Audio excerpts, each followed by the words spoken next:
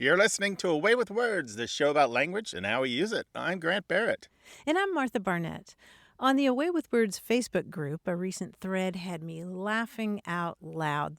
Member Kathy Bird started it with a post that said simply, "Episodes, the Greek god of continuing stories. Keep it going." And I thought, Episodies. what? Yeah, I finally figured out that she was mispronouncing episodes as epicides. Epicides, there we go. Putting the emphasis on the wrong syllable. And a lot of people chimed in, and pretty soon we had this whole pantheon of mispronounced English words that sound like Greek gods. Stephen Fessler wrote, "Lemonides, the god of cool refreshment." Instead of lemonades. Yeah. And Craig O'Connor said, "Particles, the god of little bits that get missed by the vacuum." Particles.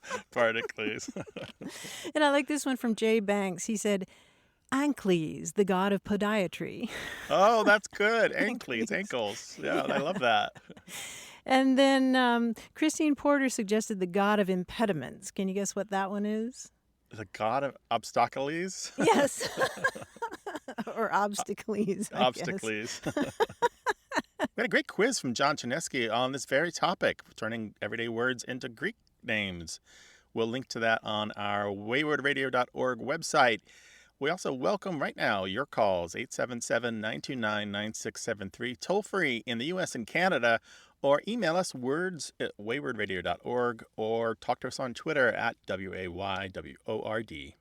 Hello, you have a way with words.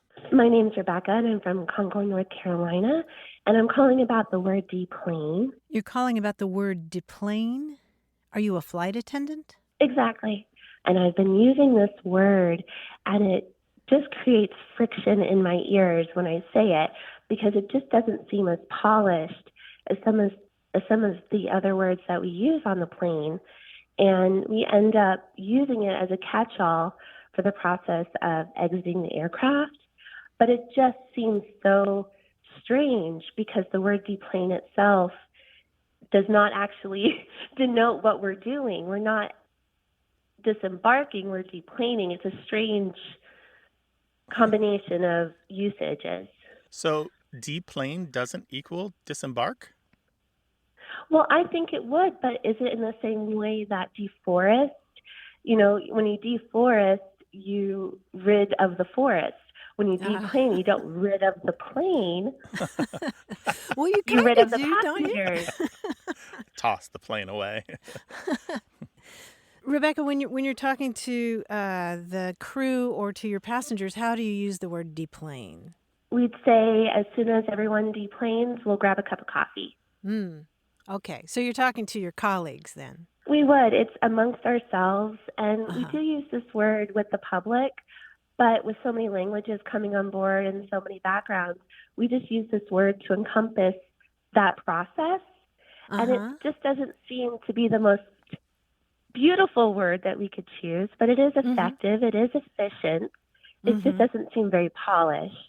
Effective and efficient. Yeah, I think you've keyed in on probably why that gets used. So you talk about deplaning with the passengers. You say as soon as we deplane, you can do this or that. Exactly. So it's something like, if there's weather and all of a sudden we're not going anywhere, well, everyone grab your belongings, we'll deplane, and we'll figure out another solution. And just that process of gathering and exiting for the word deplane, but it almost sounds as if it needs to be hyphenated or used with air quotes, because it just doesn't seem like the right word for such an industry. I know in the UK they use the word deboard, which is the opposite of board. Yeah, and that's so. Sorry. Yeah, Rebecca, that's so interesting that you mentioned that, because I'm thinking, well, what would the opposite of deplane mean? I mean, it's not like you plane, it's not like you get on board the aircraft by planing, or you don't emplane. So where did deplane come from? But you do board an aircraft. Well, you do actually. You do. And actually, we have some evidence that deplane may actually come from the idea of detraining, which to get off a train. And detrain itself probably comes from debark. And debark means to get off a boat. because bark originally meant boat, Mm-hmm. and that's what disembark means, to Oh, get to get and yourself off of a embarkment, of boat. course. And particularly in the military, you will find things like detrain, detruck, deboat, debike, and debus. So, adding that DE to the front of the word, is obviously the simpler choice, but Yeah. is it, the most perfect option? Well, it does the job, maybe inelegantly, but it certainly gets right to the point and communicates the meaning. So, in that regard, it does it. And things like unplain and off-plane just really don't sound any better, do they? No, again, it's that, just get it out and get the point across to get them off the plane and keep going. So it is just for efficiency, but it Mm-hmm. definitely misses that beautiful, glamorous, image that you think of when one travels. But Rebecca, that must be so weird then if you really have a thing about this word, if you're really irritated by this word, but you have to say it again and again and again every day. We smile through it, just like so many of my colleagues. We say that word, and I just can't help but roll my eyes a little bit and say, I'm part of the problem. I'm part of this ugly word that's floating around, and I just don't have anything better to use. So maybe I will start using my disembark. Or Rebecca, you could just say the word deplane and roll your eyes and think of Grant and me and thinking about language and that kind of thing. Well, it definitely all comes to a point on an aircraft with 20 different languages, 20 different regional dialects, and Wow. one announcement. So it definitely is fun up in the air listening to all the different words and languages and Mm-hmm. ideas that all culminate on one flight. That sounds amazing. Well, Rebecca, fly safely, all right? Oh, we appreciate it. And take Take care of care yourself. now. Thanks for taking my Bye-bye. call. Thanks, Bye. Rebecca. Bye-bye. Tell us about the language you use in your workplace, jargon, slang. Give us a call, 877-929-9673, or send us the whole story in email. That address is words@waywardradio.org. Hello, you have a way with words. Hello, Martha and Grant. This is Jonas calling from beautiful Chatham, Virginia. Hi, Jonas. Hi, Jonas. What's up? All right.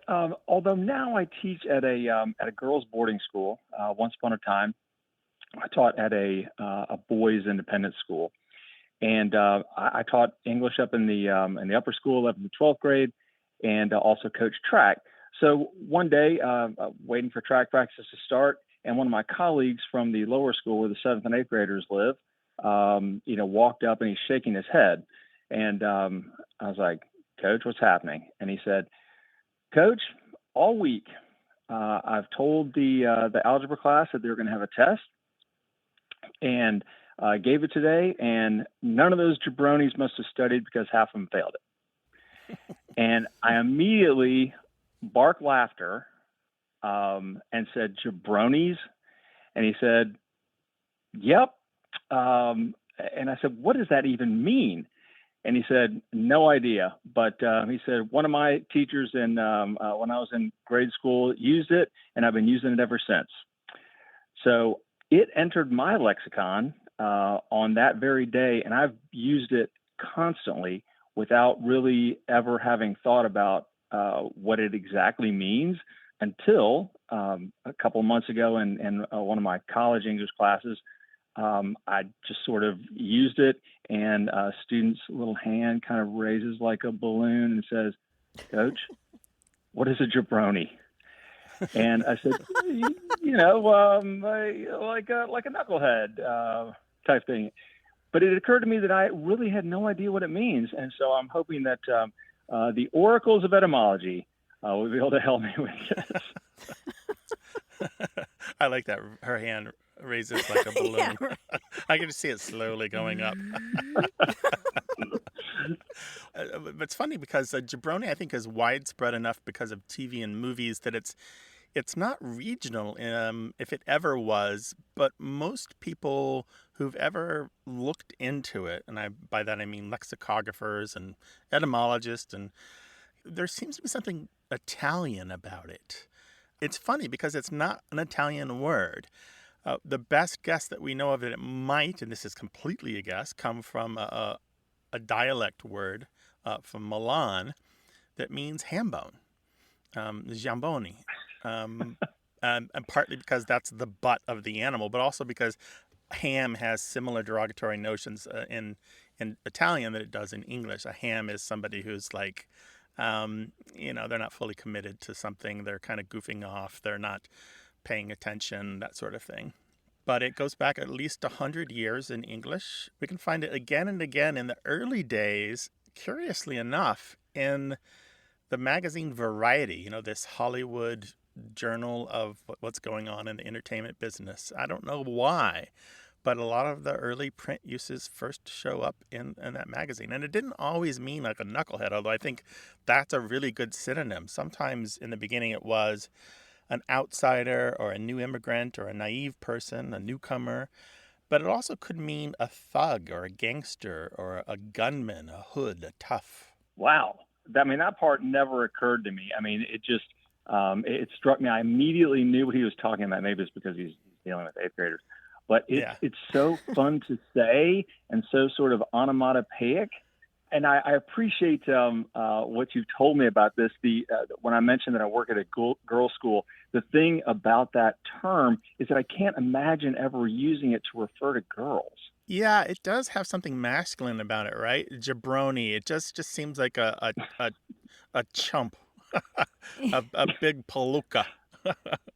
I tend to associate it with professional wrestling. That's mainly the context where I've heard it. Well, it has come up in professional wrestling, certainly since the 90s. It was borrowed into professional wrestling where it typically means a wrestler who is scripted to lose, also known as a jobber. Mm-hmm. But it really just started appearing there about 30 years ago. So it doesn't come from wrestling, but it's used in wrestling. Mm-hmm. A couple of things before we go. I have a couple of books that have really looked into Italian-American language, including the dialects of Italian spoken in the United States, and neither one of them mentions this term. So we're not really sure that it is Italian. And the other thing is there are something like 16 or 17 different spellings that I've collected over the years for this term. You might encounter it and wonder, is that the same word? And it probably is. All right, excellent. Well, thanks for weighing in on this. I really appreciate it. Yeah, sure. Thanks for your call, Jonas. All right, y'all take care. Take care. Bye-bye. Thanks, Jonas. All right, bye. 877-929-9673. More about language and how we use it as A Way with Words continues.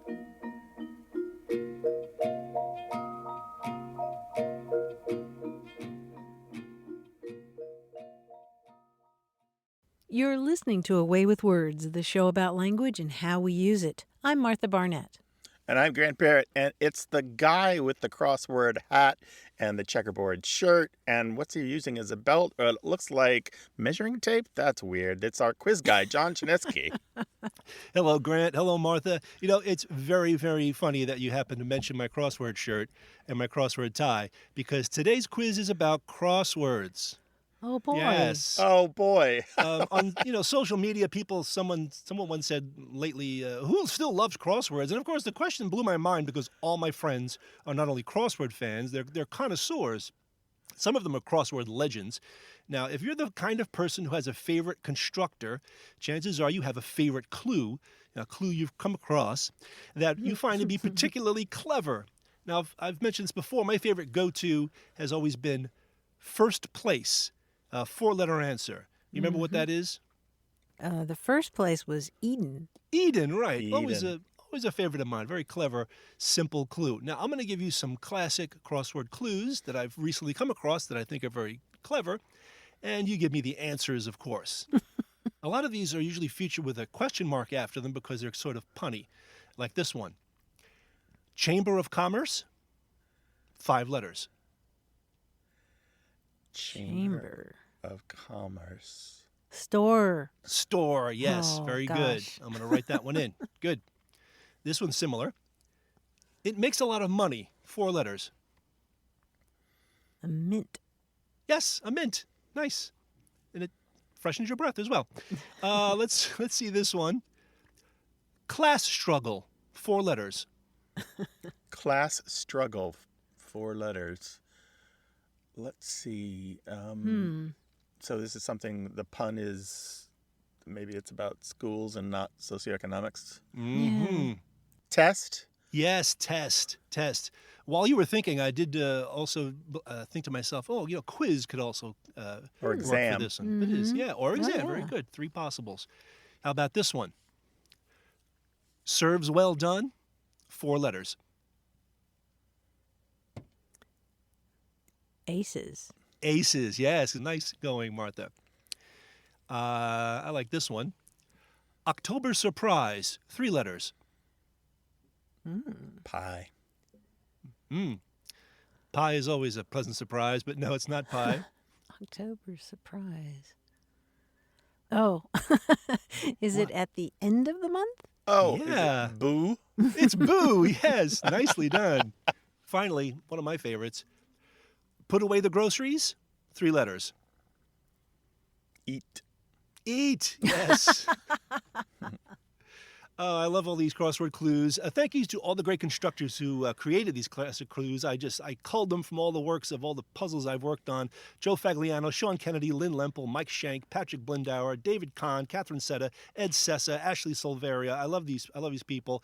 They are my heroes. So go out and do a crossword. Thank you, John. I Thank you, gotta guys. get on my puzzles. I'm a little bit behind my crossword puzzles.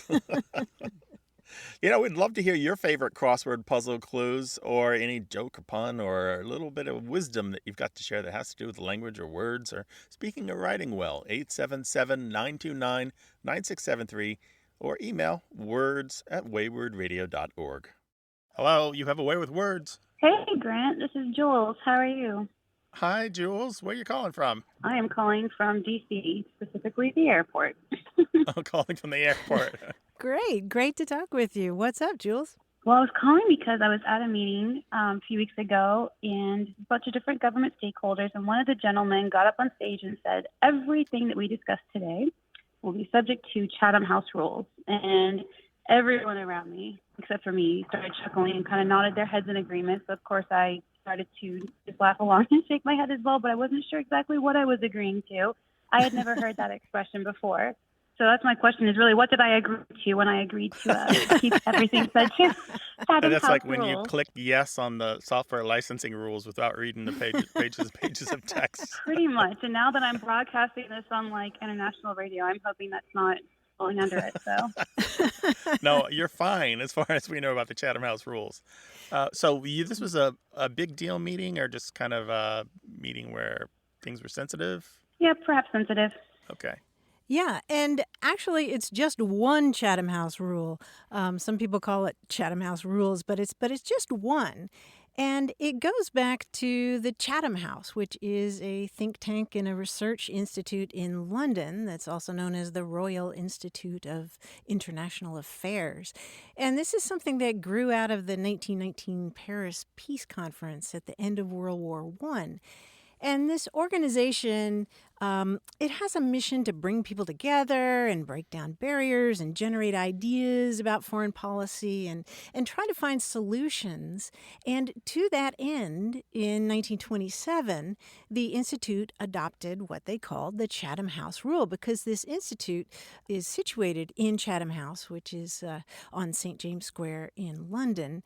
This Chatham House rule basically says that if you're in a meeting, you're morally obligated to keep secret the person who provides you information or that person's affiliation. So it's a way of encouraging people to share freely. What happens in Chatham stays in Chatham, or at least it doesn't have anybody's name attached. So it's a way of encouraging people in a meeting to kick around ideas, share inside information, maybe risk sharing something, an idea that you haven't quite fully formed yet. And you can trust that nobody is going to say that you're the person who said it when you get out of that meeting. Does that make sense?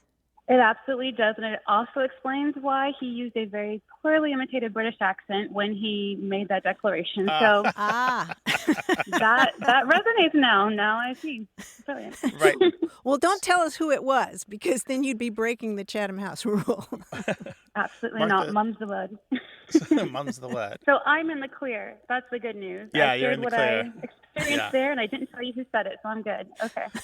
One thing to make note of, this isn't just for the press. This is for anyone who attended, including wait Yep. staff or people running the sound, anyone who's there. Very interesting. Well, good. And I can have this in my arsenal now. Great. Well, thank you guys. You'll save me the embarrassment of being in another forum one day when I have to agree or not agree to the Chatham House rule. Right. You'll be spreading the term next thing you know. Yeah, and that's Chatham, Chatham, Chatham House. Well, I'll make sure that my buddy on the plane knows that everything we discuss is subject to the Chatham House. Perfect. Take care, Jules. Perfect. Thanks for calling. Thanks, Thank you Jules. both. Bye-bye. 877-929-9673.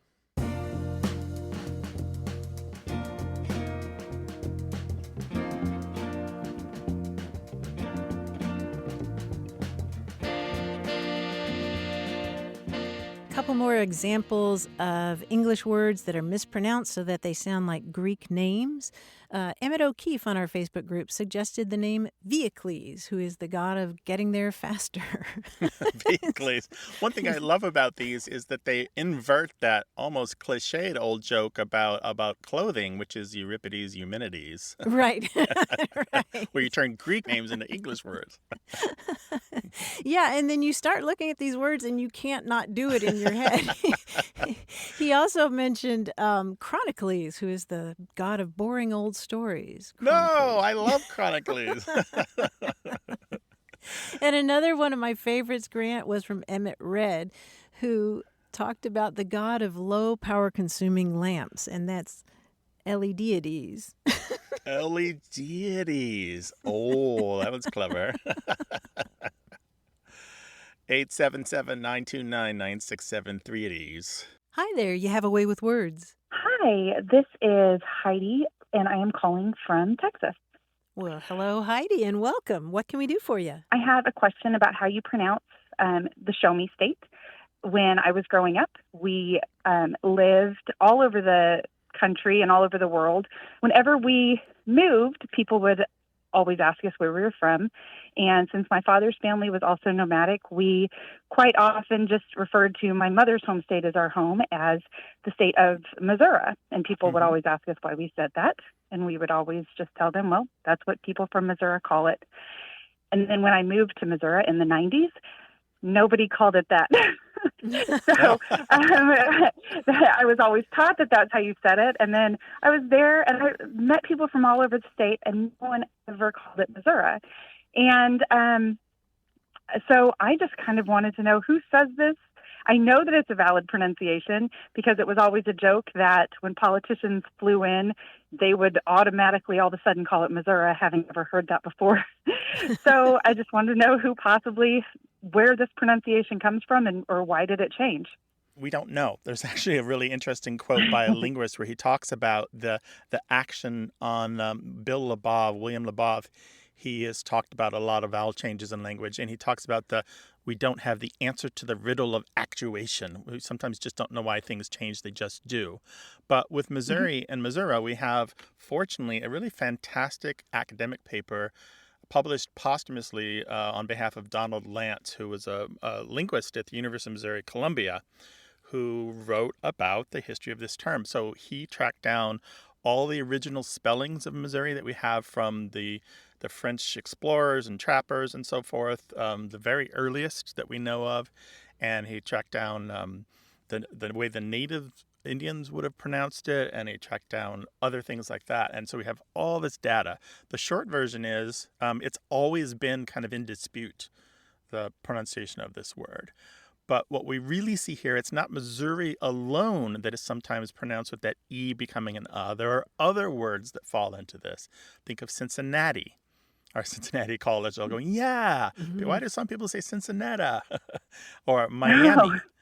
Potosi, Hawaii, Corpus Christi, Mississippi, spaghetti, macaroni, ravioli, gladioli, prairie. All of these sometimes sound with a or a schwa at the end. And there's something larger happening here than just as happening with Missouri. It's possible that there's that last syllable, because it's not stressed, it's unstressed. It goes from either some value of a short or a long I to becoming a schwa, because some Missourians don't say Missouri or Missouri. They say Missouri, more like the E in get or met. Yes. And that readily lends itself to becoming a schwa. So there are actually 4 pronunciations of Missouri that are going around. That said, as of about 40 years ago, the northwest part of the state. Now, where did you live when you moved to Missouri? The Kansas City area. Okay, so that part of the state 40 years ago was a bit more likely, not a lot, but a bit more likely to say Missouri, and the rest of the state was a bit more likely to say Missouri. However, that was 40 years ago, and the trend over the years, according to surveys done by Donald Lance and others of students and other phone surveys, is that the Missouri pronunciation was taking over and the Missouri pronunciation was disappearing, except, as you say, by politicians who think that they're going to garner some votes by seeming like an authentic Missourian. Yes. Well, Grant, you're an authentic Missourian. Yeah, I say Missouri, but, that's because I'm younger. And pretty much my father, who passed away a few years ago, he said Missouri. And so that's typically my question for you. Is when you went to Missouri or Missouri, Heidi, did you make friends with people who were a lot older than you? Say 30 years older than you? No, not really. Most of my friends did say Missouri. And most of the people that I was seeing were my age. So they would be now mostly in their 40s. Right. So at the time you had moved there, if you'd met people 3 decades or 4 decades older than you, you would have met a lot more people who said Missouri, because it's what they call an age-graded pronunciation. It is a pronunciation that it belongs to an older generation that is passing on. And it will eventually just become an artifact of history, probably. So, Heidi, thank you for the field report. Yeah, I really appreciate it. Try us again in 30 years. We'll see if there's anybody left who says Missouri. Yeah, it'll just be me. Put that on your calendar. Yeah. Thank you. Bye-bye. Thanks, Heidi. Bye-bye. Bye. We're talking about language, and we'd love to talk with you, so give us a call, 877-929-9673. Hello, you have a way with words. Hey, this is Tim White from Kalamazoo, Michigan. Hi, Tim. How you doing? Well, I am curious. My father had a saying that he would use, especially when we didn't always do things as we were told. And I have no idea where it came from. I've tried to research it and haven't gotten any further than just looking it up. And the saying he used was, you can give them books and give them books, but they just chew the covers right off. You can give them books and give them books, but they'll just chew the covers right off. And when would he use this, or about whom? Well, it really just depends on how the person was acting. It's normally if you give someone a general direction or you ask something from somebody and they either did not follow the directions at all or just went their own way with it and it didn't turn out as expected. He was a foreman for construction sites. So he had to make sure everything was well done and within, standards of what they need to do. But sometimes people would just kind of deviate the course. And that was when it would often come in. And sometimes at home, if we would try to do something and it didn't turn out quite as expected, that would be the saying that I heard more often. Okay, and would he use it in the context of, you try to give somebody something valuable and they don't appreciate it? They don't have any idea what it's worth? I think it's less of the value and more of not even understanding what it is for. Okay, not even having a clue. So it really is like casting pearls before swine, right? Yes. Yeah, about the origin, we're not really sure about this, and I know Grant has some ideas about this. I have a pet theory. Yeah, he does have a pet theory or hypothesis. This is an expression that's gone back decades for sure, and there are lots of different versions of it. Like you send them to school, you buy them their books, and what do? They eat the books. Or I buy books, and all you do is chew the covers. I'm looking at a a newspaper from 1949 where a Oh, wow. columnist says, the folks keep sending me to school, but all I do is eat the covers off the books. Bookworm, you know. So the idea, as you suggest, is the idea of somebody who doesn't know how to use books, you know, whether it's a toddler or a goat.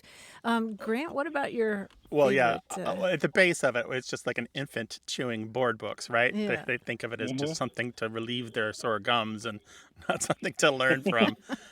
But there was another thing that was happening in American culture in the 1930s and 1940s, and this was a fad or trend of college students eating unusual things, usually for fame or attention, sometimes for money.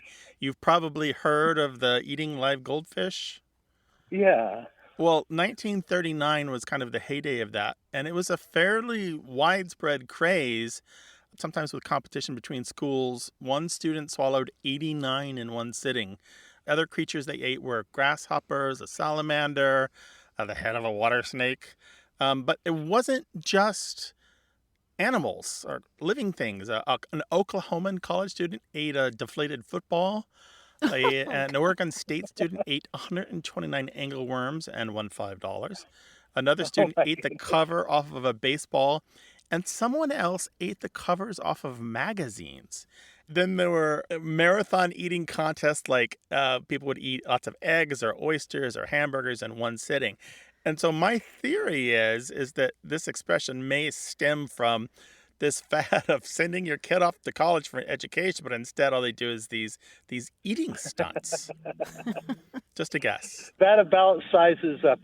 I believe that's it works around that. It was funny because, like I said, I'd never connected all of those things, and if you do a general search, it doesn't really go into that much history. So, but that beams in right around the time that he would have been, in his 20s or late 20s, and Yeah. those things would have definitely been in his mind. So, well, thank you so much. I'm glad you can answer that question. It's been puzzling me for years. All right, take care now. We appreciate it, Timothy. Thanks You for have calling. a great day. Bye-bye. All righty. Bye-bye. Bye-bye. The years we're in school are some of the best times for new language. We pick up most of our slang, a lot of old sayings, fun things we put in the back of yearbooks, stuff that just pops up. You'll be doing the dishes, you're like, I haven't thought of that in 30 years. Well, this is the place to share that thing you haven't thought of in 30 years. 877-929-9673. Or that thing you learned yesterday, words@waywardradio.org. You're listening to Away with Words, the show about language and how we use it. I'm Grant Barrett. And I'm Martha Barnett. A few weeks ago, we had a conversation about monastic orders that developed their own sign language because they weren't allowed to talk. And that prompted a fascinating email about the power of silence. It's from Cameron Brick. He's originally from California, but now lives in the Netherlands, where he's assistant professor of social psychology at the University of Amsterdam. He writes, as a teenager for a school project, I once went 7 days on a field trip without talking, and it was incredibly lonely. But there was also a surprising side effect. When listening to people talk, I felt about 15% smarter. I could hold more thoughts in memory and operate on them more freely. Very strange experience, like flowers for Algernon. I realized that this extra capacity was from not rehearsing a response. Even when we're silent in a movie or lecture, we're still rehearsing.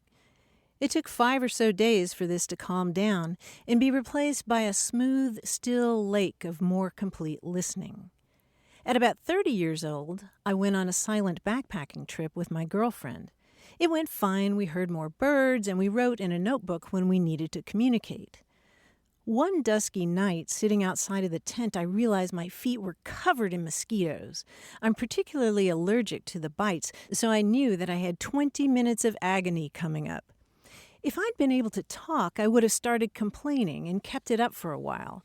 Not being able to talk, this instinct was thwarted, and I just had to sit there and accept that it was happening. It was too much work to go to the tent, get the headlamp, get the notebook, write down my complaint. To my surprise, this inability to talk dramatically lessened the discomfort. I think we don't always realize how language can also reinforce our suffering, maybe especially when we're lost in a narrative of deservingness. And Grant, then he goes on to talk about the old Buddhist parable about the second arrow, that anytime we suffer, two arrows fly our way. And in life, you can't always control the first arrow, but your reaction to the second arrow is optional, how you react to your suffering. And I just thought that was such a fascinating letter. It is. It's so true. I did nothing quite as extensive as his moments of silence or his times of silence, but I did a day-long silent retreat as Really? part of a mindfulness course. And I didn't have quite the experience that he did, but sitting on a college campus, silent, no phone, no watch, no book, no radio, nobody else, just sitting there is freeing. And not just because you don't have responsibilities for that moment, but you don't find yourself, like he said, preparing. And you don't find yourself arguing with other people in your mind. That's a lot of what is happening. You are doing a lot of role-playing, these what-if scenarios. What if this person next to me wants to do X? Well, what am I going to say? So some of the mental load that you're carrying doesn't have to be carried. We're preparing these conversations that don't need to take place. We can have them. We can have these conversations at the time they're necessary and not before then. That's so interesting because you were talking about the experience of sitting there with no phone and nobody to talk to, and I was preparing for what you were going to say. Radio. Yeah. And the last word I expected to hear you say was freeing. I thought you were going to say it was so frustrating. But freeing, that's so interesting. Yeah, exactly. Yeah, it reminds me of what an improv teacher once told our class about the need to just go on stage without preparing anything, just to have a mind like water. And you go out there with a mind like water, and it's affected by what's around you, but you don't come with anything prepared, and magic can happen then. Yeah, the ripples of water aren't there until the thing enters the water. Exactly, Yeah. whether it's moonlight or a pebble. So thanks, Cameron Brick, for that wonderfully thoughtful email. Martha, this is a great conversation, and I'm hoping our listeners will chime in with a lot more of their ideas about making silence in the hubbub of daily conversation. You can email us words@waywordradio.org or tell us on Twitter what you've been reading along these lines at WAYWORD. Hi, you have a way with words. Hello, my name is Zach Messenbrink. I am from Omaha, Nebraska. Hi, Zach. What's How up? are you? I work for the railroad here in Omaha, and we have a lot of terminology, and one thing that has always got me is the idea of tying up. We do not clock off or log off or clock out. As railroad employees, we tie up. And it is something that I haven't been able to trace back very easily. So I figured I'd give you a call. So I'm going to tie up. I'll see you tomorrow? Yeah, exactly. What time did you guys tie up yesterday? Go ahead and pull that train out and get it parked and tie up. All right. We can help a little with this. I think that the best old-time glossary that I know of railroad language is Freeman Hubbard's 1945 work, and he defines tie up as stop for a meal or a rest. So right away, we can see that there's a little bit of change has happened there in the 50 some odd years since then. Well, I guess more than 50, but 70 years. One other interesting thing I've seen here leads me to believe, and this is through all the different uses I've seen in the railroad journals, because there's so many of them, is that it looks like it's not just about people, but it could be about your rolling stock, your cars and your engines and so forth. So it's about putting your rolling stock out of service or on a siding or off the main line, either for a moment or overnight. Yeah, so it could be your rolling stock or your personnel. At least historically, that's what it was about. And then even saw somebody use it to mean that they retired from a career in the railroads. I've tied up after 30 years in the business is how they phrased it. Oh, yeah. I have not heard that one. Yeah. But I can find it as far back as the 1880s. In this quote from the Railway and Locomotive Historical Society Journal. If that doesn't give you tingles, I don't know what will. Yeah, I'm sure there are people out there that are getting all kinds of tingling. It goes like this. Mother Nature gave the road an idea of what to expect every winter when a snowstorm, followed by rain and sleet, covered the ground with a glassy coating a foot thick. The next day, the road was tied up tight, for one engine was disabled, and without help, the other couldn't even reach the main line. And by road in there, they mean railroad. And I wonder, do they still use that, Zach? Road, just a short way to say railroad? Yep. My insurance company is the Iron Road Insurance. Oh, there we go. Exactly right. Yeah. And probably this tie-up sense comes from ships, because we have a long history of a language from ships being borrowed into railroad language, especially in the early days. A lot of the metaphors are the same. A lot of the roles were the same in the early days. So I would not be surprised that tying up a ship at a port or a pier isn't exactly the language that was borrowed into railroading. I can definitely see that. We have transportation in common. Yeah, absolutely. Right. Yeah. And didn't there used to be pilots? Railroad people were called pilots at one point? Yeah, as a matter of fact, still to this day, the people that move the engines around to put them on trains will be called hostlers. And the guy that's connected to the hostler to line switches and move him around will be called the hostler pilot. There we go. Yeah. Interesting. Yep. Hostler like horse then? Somebody who handles a horse? Exactly. Mm-hmm. Yep. But the hostler and the pilot, we still call them the pilots. Well, Zach, thank you for sharing this language. I know there's a whole much more railroad talk that we'd love to hear at another time. So think about it and give us another call, all right? Absolutely. I'll be in touch with you. I appreciate it. Thank you very much. Right. Take care Thanks, and be Zach. safe. Yep. You guys have a good day. Bye, Zach. Call us to talk about the language of your workplace. 877-929-9673.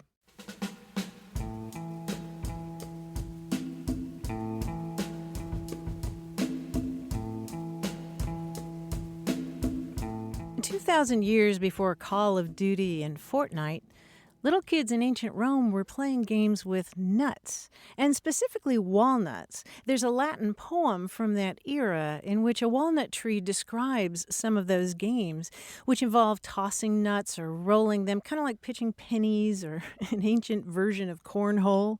The poem is called Nux, N-U-X, which in Latin means nut. And the diminutive of this word is nucula, little nut, and that's the source, as you know, Grant, of nucleus, meaning the kernel of a nut, and eventually the core of other things. And the plural of Latin nux is nuces, which gave us the lovely Latin phrase nuces relinquere, which in its most literal sense means to give up nuts. But really what it means in Latin is to pass out of childhood, to put away your toys, put away childish things, and get on with the serious business of life. Nuces relinquere, relinquish your toys. That's how important nuts were to the playtime of a child back then. Yeah. I just thought that was a lovely phrase. Instead of marbles or jacks, they had nuts. Yeah, makes sense, right? Yeah, sure. It makes a lot of sense. I wonder if they painted them or carved them. I can imagine walnut shelves carved to look like animals or soldiers or that sort of thing. I don't know, but certainly these tossing games or games almost like marbles, Yeah, I can imagine that. I just thought that was a beautiful way to say moving into adulthood, leaving behind those little toys. 877-929-9673. Email words@waywardradio.org or talk to us on Twitter @WAYWORD. Hello, you have a way with words. Hello, this is Janet Harkins. I'm calling from Aiken, South Carolina. Well, what's on your mind today, Janet? Well, I had a question about something my father used to say. When we would come downstairs in the morning, he would say, "Have you dressed your bed?" Meaning, have we made our beds? Okay. And I've never heard anybody else use the dressed quite that way. And where was your father from? Well, I grew up in Ohio. My father's heritage was his grandmother was Belgian. So I don't know if that has anything to do with it or not. But he grew up in Ohio? Yes. Well, Janet, there's a lot that's more interesting than you might think about the word dress in this sense.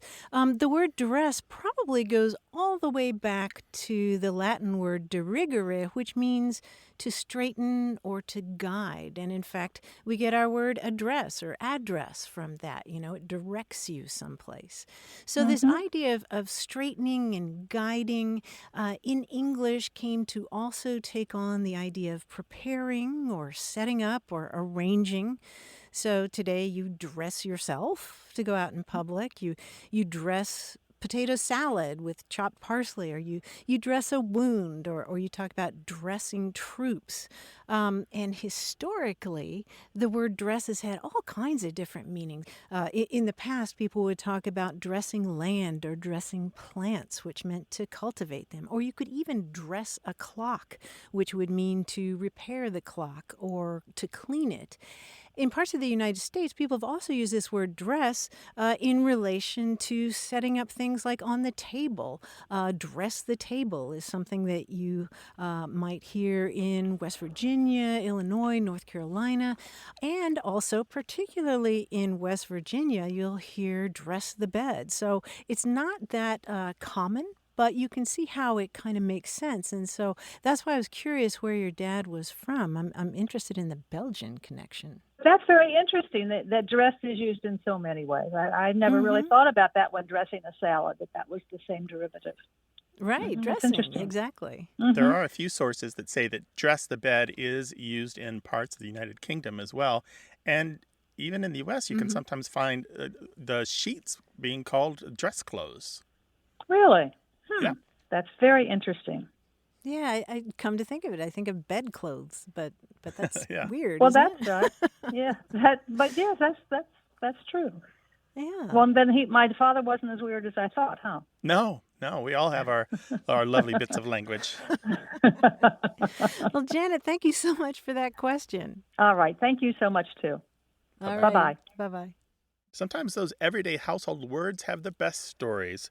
Call us toll-free in the United States and Canada, 877-929-9673. Email us words@waywordradio.org or Twitter @WAYWORD. Hello, welcome to Away with Words. Hi there. My name's Eileen Minaccio, and I currently live in Chesapeake, Virginia. Oh, hi, Eileen. Welcome to the show. Hi. Well, my mother had an adage for everything. Every time we did anything, she had a quick quip to share with us, and we would just look at her and go, "What?" So my favorite one that my mother always said to us was, "Excuse the pigs, the hogs went out for a walk."